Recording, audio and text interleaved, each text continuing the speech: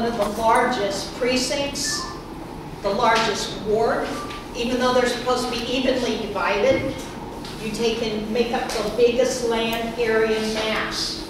I know, because when I campaign and walk door to door, there are a lot of houses, and you have a lot of dogs in this neighborhood. And so, with that said, I was overjoyed to come out and speak to you. Now, I'm a very informal speaker. Anytime you have questions, just raise your hand. They told me I have a half hour. I will move it along real quick. I want to tell you a little bit about the office. They asked me to do that. Again, I've been the county recorder for 5 years. I was with the Election Commission for 21 years. I was telling some people earlier, when people couldn't figure out how to do punch card voting anymore in Florida, I thought it was time for me to leave and move on to a different job that I could share my history with. My degrees, I have comprehensive social science degrees in U.S. history, world history, economics, political science, sociology. I have to share with you that I never did like political science in college. I'm not sure how I ended up where I did. I do love history. My office is filled with it. I offer tours to this group, and I will extend that invitation to this group. If ever you need to have a tour of the office and to see the full complement of records that we have in our office, I'd be more than happy to offer you that. I do a lot of things after hours.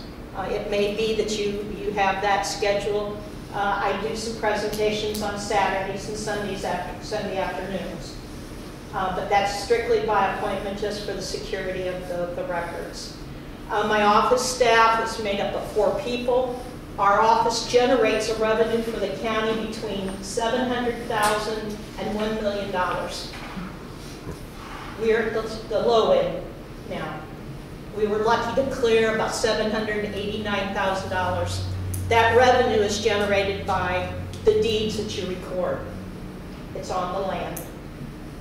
Our office, my office, has land records dating back to 1826. Now again, I look pretty good for being around that long. Because eventually, during the course of the conversation, somebody will say, so how did you know them? I don't know them. But our records do extend back to those original land patents. And so there are a lot of records, some in their own hands. And so with that said, we have, in front of you, I have a tentative agenda because I have a tendency of wandering around. I am the caretaker of the land records. The difference between Eastern and Western civilization is the management of our land. We keep a strict control of who owns it. It's not the farmer with the most guns. Well, it might be. It's not the person with the most men in the military guarding their property. This is strictly by a chain of title. And we keep that chain of title in our office, so when you try to sell your land, we have that record in our office. And again, I extend to you also that if any of you here at the meeting tonight, you would like to come into the office and get a copy of your deed, please tell the girls in the office that you attended this meeting, and we'd be more than happy to provide to you, if there is a deed on file, a deed of your home, your current home. So I do extend that to you. The reason why that's important, how many of you remember the incident in Louisiana with Katrina? How you had all the flooding. One of the main offices that was underwater was the recorder's office in the parishes. The first thing that FEMA requires of anyone rebuilding is proof of ownership of your home. Well, the land records office is underwater. The bank is underwater. You need a copy of that deed. I will suggest to you to always keep a copy here and always fire a copy off to one of your nearest, dearest, trustworthy relatives that will keep that for you in case an emergency arises and Vermilion County is hit by a catastrophe. So we will provide that to you. Be wary of anyone that is trying to sell you a copy of your deed for $40. The most usually deeds cost are $1, maybe $2. Yes. Yeah. You know, years ago when you bought a house, you got a deed.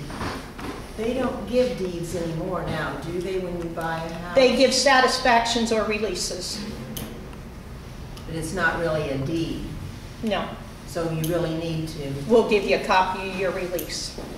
Is there a cost? For attending this meeting and listening to me for a half hour, no, it's going to be free. How do you think I lure them in? What? I have to have a gimmick, you know. I will tell you that I do love this office, and it's allowing me to actually go back into a period of time in our history when our settlers were coming here. We see actually when I talk to groups, it almost feels, now I think you guys are going to think I'm like crazy and I've got a guy with a camera on tonight, so I have to be careful in what I say. But it almost feels like you can feel the past in that office. When you come in, there's a sense when I open a book that has Amos Williams' name on it with a deed of land that they tried to explore and settle, that you almost feel them standing there going, it's about time somebody knows what goes on in this office. Now, I will also tell you that one of the things that I have on the website is a video about what's in our office. It's a general picture, a general DVD. The reason I made that was I had an open house for the county board one day because the county board really didn't know what went on in the recorder's office. They only knew that we handed them over about $1 million a year. And so I had an open house, 3 of them to be exact, and not one of them showed up. So out of courtesy, I made a DVD for them and put it on our website, so in case they ever needed to know what went on in that office, that they should do that and take a look at it. In my office, you'll see under section 2, we have a whole variety of land records. We have our military records. I have brought with me tonight, and I will put it over in the corner so you can conduct your meeting, but feel free to look at this at the end. I did bring a book of our Civil War.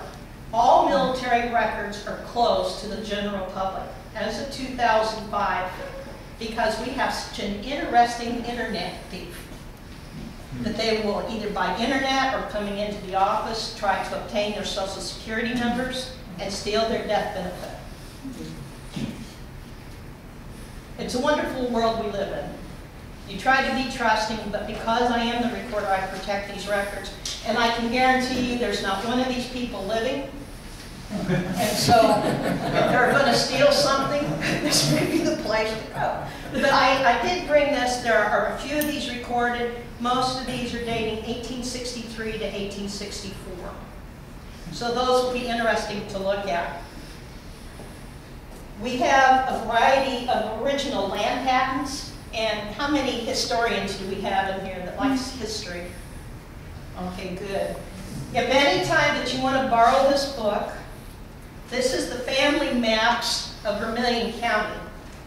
This goes by original land patents, the year the land was settled, who settled it. It contains all the rivers, the cemeteries, the railroads, and it goes for the whole county. Now, for those of you that are in history, you'll also realize, and I did bring some of this information, starting from 1790, there were only 2 counties in Illinois. And we go up to like 1835 when we see that actually the boundaries, 1835, 1836, that the boundaries of Illinois locked in because we went as far as Kankakee, we went down into Paris, and we owned half of Champaign. Now, because I haven't lived that long, I don't know how we screwed that up. But I'm sure if somebody were alive and willing to tell me how that all happened, then they would more than happy share with us why we lost some of that land into Champaign. I have brought some of the original land patents. Now, I'm going to have you go to the next page. I did put those original land patent owners of the Holiday Hills area. I do a lot of tours and speak at very historical societies all over the county, so I always like to give you this information. You'll see under section 3,